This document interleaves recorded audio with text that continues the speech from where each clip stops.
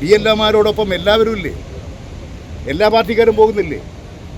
പിന്നെ ഈ കോൺഗ്രസ് എന്ന് പറയുന്ന പാർട്ടി ഇത്രമാത്രം അസംബന്ധം പ്രചരിപ്പിക്കാൻ പരിശീലനം നേടിയൊരു പാർട്ടി വേറെയുണ്ടോ? ഇതാണോ അവർ ചെയ്യേണ്ട ശരിയായ നിലപാട്? ആ കുടുംബത്തിൻ്റെ മരണപ്പെട്ടുപോയ ജീവനക്കാരൻ്റെ പിതാവും മാതാവും സഹോദരങ്ങളും പറഞ്ഞില്ലേ, ഞങ്ങളോട് പറഞ്ഞിട്ടുണ്ട് ഈ ജോലിയുടെ ഭാരം സഹിക്കാൻ കഴിയുന്നില്ല എന്ന് ഞങ്ങളോട് പറഞ്ഞിട്ടുണ്ട്. ഇതിലൊരു രാഷ്ട്രീയ പാർട്ടിയുടെയും ഇടപെടലില്ല എന്ന് ആ ജീവനക്കാരൻ്റെ പിതാവ് പറഞ്ഞില്ലേ?